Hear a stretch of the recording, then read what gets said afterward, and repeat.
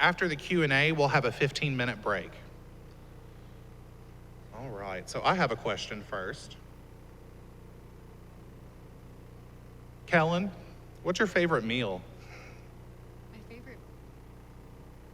You say my favorite meatball? Your favorite meal. My favorite meal. Okay. I was like, I didn't know there were multiple types of meatballs. I love sushi and crawfish. But yeah, pretty much any seafood or sea critter or aquatic critter, I will eat it. There's like a meme that, people from Louisiana, we try to eat everything and anything that's wild and alive. So I'll probably try to eat it if I see it. All right, no, I don't. All right, this is a question for you and for Timothy. How would growing crops or gardens in Louisiana differ from growing them here in Kentucky? That's a great question. I'll talk about Kentucky first, and I'll talk a little bit about Tennessee because we're getting a little bit closer to Louisiana. But Kentucky is a really great ecosystem because it's sort of the bridge between north and south. It's not too cold, it's not too hot. It's in that temperate zone. So we actually have wonderful, seasons. We have a true summer, a true fall, a true winter, and a true spring. And so we can take great advantage of that by we can grow crops in Kentucky we can start planting in late February, even early March, and plant all the way up to around November, even December. So really only in January and February are we not planting something here. But even on days when it's not frozen outside, we can plant trees that are dormant, like fruit trees or nut trees or something like that. So both in Kentucky and in Tennessee, we have really strong advantages for growing pretty much year round. Yeah, in Louisiana, we also have really long growing seasons. We don't have seasons. It's just like one continuous hot, humid life with maybe like 2 weeks of cold weather every now and then. But in Louisiana, we have a lot of wetlands. We have 40% of all of the wetlands in the contiguous United States, and that's areas that are, constantly inundated. They're wet, so it's like your swamps, your river floodplains, things like that. So in Louisiana, when you're driving around, you may see cattle and soybean and cotton and corn and things like that, but you also see a lot of rice fields and a lot of crawfish ponds. Yeah. So some of the crops that we work with are a little different. And then of course there's like our coastal or our aquatic agriculture or aquaculture as well. So we have a lot of shrimp and fish and crabs and crawfish and things like that. We spoke a little bit about the weather and the seasonal conditions of Kentucky, but she brought up really great points, including topics of both aquaculture and the land-based systems there. Our soil systems and our ecosystems are going to be really remarkably different from her coastal area and our inland area. Kentucky is kind of divided into two ecosystems, if you've noticed. Are any from Eastern Kentucky here? Well, that's the mountainous country, right, of Appalachia and the Cumberland Plateau, mostly wooded and sloped. But out here in Western Kentucky, I guess most of you are from Central or Western Kentucky, we have much more, rolling hills and broad acre spaces. And in the past, this was identified as it's still identified ecologically as the Pennyrile Plateau, which is a vast grassland savanna ecosystem. If you can imagine 7 to 8 foot tall grasses and herbs and wildflowers and little birds and big birds and even bison roaming through here with oak trees and wild plum trees and mulberries. And so if we can rebuild our agricultural ecosystems like that with the good cattle economy that we have here and other grassland systems, then we also make our urban strong crop systems of vegetables and fruit. We can really rebuild a ecologically regenerative farming economy that's specifically geared to our soil ecosystems here in Kentucky. Thank you. This next one's for Shelby. Shelby, how are trace metals different in different parts of the country? Oh, that is a great question. And so a lot of that actually just depends on the underlying geology for different parts of the country. So like was just recently mentioned, most of you all are probably from the central Western Kentucky area, and you probably have noticed that it's fairly flat. You might be surprised to learn that at some point in Earth's past, this area of the country was actually a shallow ocean. And so there are lots of rocks in this area that are full of fossils of critters that would have been swimming around in this shallow ocean area. And so because of that, there's not necessarily a lot of trace metals in this area, but there are parts of the country, like out west, where you have big mountain ranges, and the rock type is very different, where you may have a lot more prevalence of different metals in the geology there.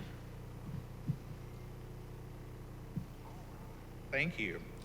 I have a question for all three of you now, and we can just go down the line if you want to. What inspired all of you to study your chosen fields? Yeah. So I'll start.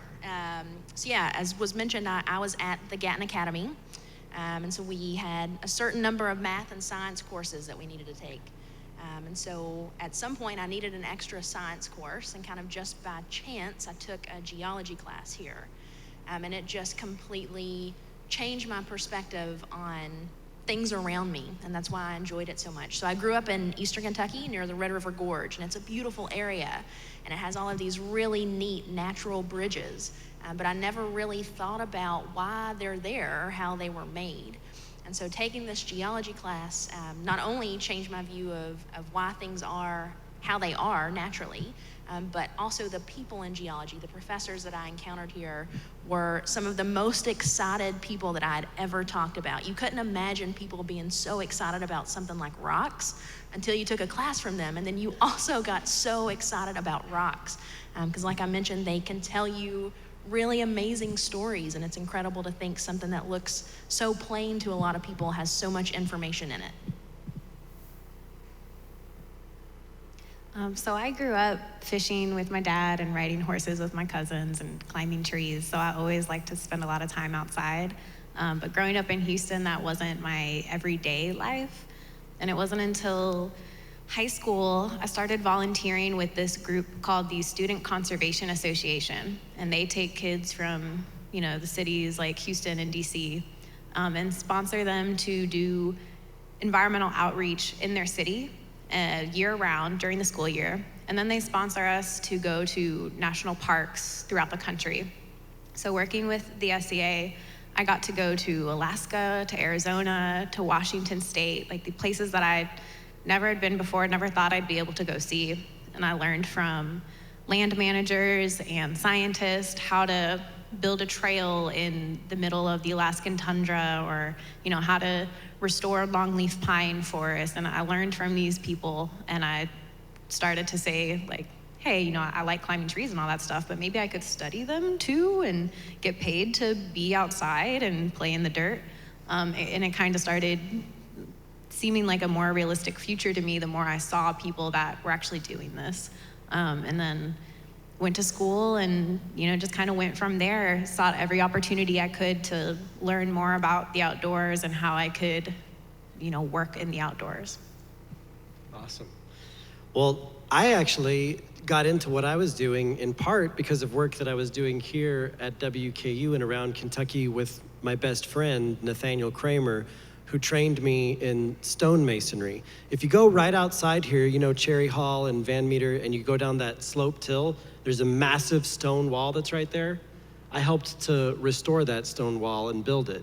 And we worked on a lot of stone walls that are all around Western Kentucky University, and my friend Nathaniel continues to do that work all the time. You look at any of the stone walls here, and he's either built or repaired any one of them.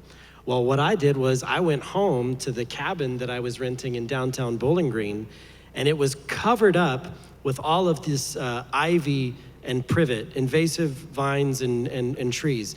And I happened to go one Sunday in April 2011 on Earth Day to the Lost River Cave here in Bowling Green, which is one of our ecological sites, and they were having a invasive weed pull. So I learned to identify the invasive weeds, which ones we wanted to pull back in hopes that the native flora would reemerge. When I went home, I noticed that it was the same weeds that I had been taught to identify.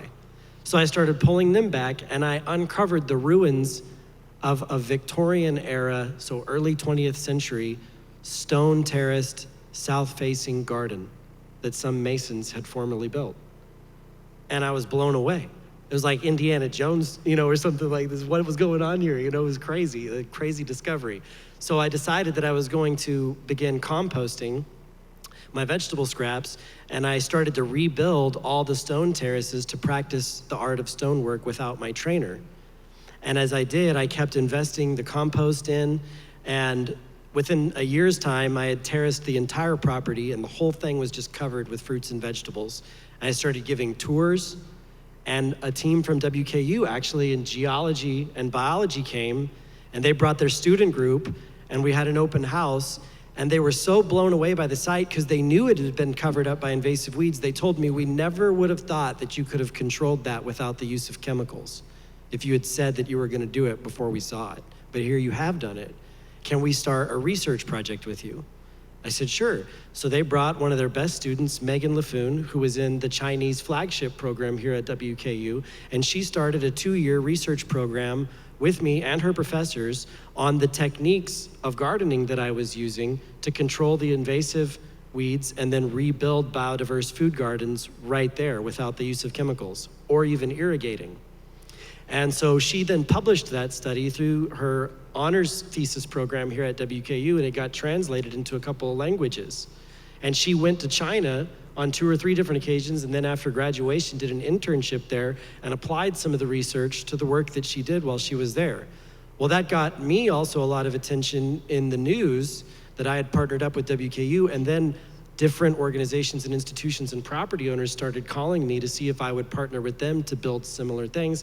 And since then, in 9 years, this is 100% of my living. I contract all the way through Kentucky and Tennessee, from 700 to 800 acre farms to small urban lawns to gardens. So my passion grew out of an almost accidental sort of destiny-like discovery, I guess. All right, and this is going to be our last question for this session. This question's for Shelby. What are some of the most unique, rare minerals or metals that you have studied? What is your dream metal to study? So yeah, that is a great question because there are a lot to choose from. So most of my career up to this point has looked at thallium, which I mentioned in my talk. And so that to me is a really exciting metal because it has a lot of real world applications. So thallium itself isn't used super frequently, but it can help us identify where other metals that are used more frequently are found. So things like copper, which are in electronic devices, in vehicles, especially as we move towards electric vehicles, and things like wind turbines, which are coming more online every day. But also things like gold, which are obviously very collectible. A lot of people are interested in that for the value of those and also for jewelry and things. So I find thallium really exciting for that reason, but also because it is fairly toxic and can cause health problems. There's also a real need to understand where it and other related metals are located to try to help prevent contamination into the human ecosystem. So there are a couple of locations around the world where there are populations who are self-sufficient farmers and actually are growing crops on areas that are contaminated with some of these metals. And so they have some of these health problems. So they have things like nerve damage, stomach upset issues that are chronic and last for a very long time. It can lead to baldness. That's one of the telltale signs of thallium poisoning, actually. And so in that sense, it's really rewarding to be able to identify where some of these things are and feel like you're actually making a direct difference in people's lives. Beyond that, there are just really beautiful minerals that have metals involved in them. You may have seen what people call fool's gold, things like galena. They're very shiny. They have really neat crystal shapes. So they're cubic, they look like squares, or you may see things that are hexagonal. And so there are a lot of really interesting metals out there. There are a few that I've done a lot of work on, so I'm a little prone to them. But there are definitely a lot of opportunities. So if anybody is interested, always feel free to come up after these sessions and talk to me about some different elements that you may have questions about. Thank you so much. Everybody, let's give a round of applause for Shelby, Kellyn, and Timothy.